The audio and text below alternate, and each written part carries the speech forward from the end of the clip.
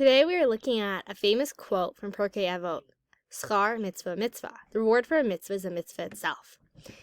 Now, to understand this, we have to think about normally what the reward for something is. Let's say a person works in someone's garden for 10 hours, so they're going to make a few $100, hopefully. So the fact that they trimmed leaves or made a hedge look like, a giant flower or something cool like that has no real connection with the money they make. That's a compensation, but the reward has no connection with the intrinsic value of the work that they did. Versus with a mitzvah, the reward is the mitzvah itself, meaning the amount of godly light that you're able to reveal, that's your reward. You're able to experience it. This would be more like the reward for cleaning the house is you get to be in a clean house. Versus like, hey, if you clean the house, you can get a chocolate. Like, there's no connection. Versus like, no, that you get to be in that space.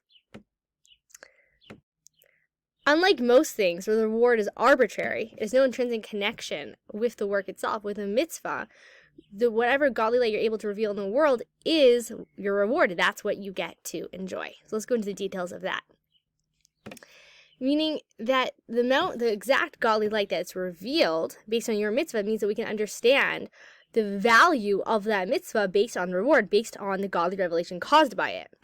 But the Alter Rebbe is going to tell us we shouldn't spend our time trying to figure out which sphera merges with which other sphera in the world of Atzilus from my mitzvah, because it's not really relevant to us. That's not the work that we need to do. What's the work that we actually need to focus on is knowing that when I do my avoda out of love and awe, which is intellectually generated, meaning I'm actually using my God-given Chachma Bina Das, which is uniqueness of getting to be a human being, is I can contemplate with my wisdom, understanding, and knowledge. I can use my intellectual faculties and use those to really have a motion that's born out of intellect that's going to be elevated to the world of Bria, within the 10th Sefirot, which is the inner dimension of the world of Bria.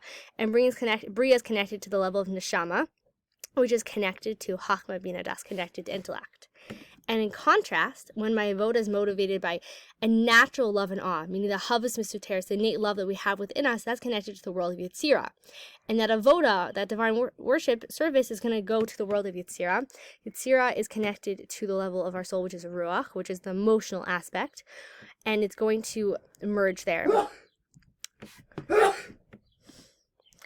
So as it's written in Tikkun Zohar, that without fear and love, our service does not fly upwards. It doesn't ascend. So love and awe, the kavana, is what allows it to actually be elevated. So what we're going to learn in the next chapter, in chapter 40, is yes, the mitzvah is still absolutely valid without love and awe, but it can't ascend, meaning it's going to stay in this world.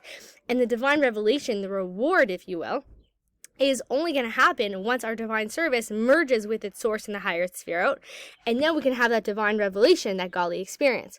So as long as I don't have love or awe, I don't have kavana, my mitzvahs are really staying in this world, and they're not having that spiritual effect above. Why? Because they don't have the wings, one wing being love and one wing being awe, in order to soar aloft into the higher realms and merge with the Sefirot there. Thank you for taking the time to learn today's Tanya together.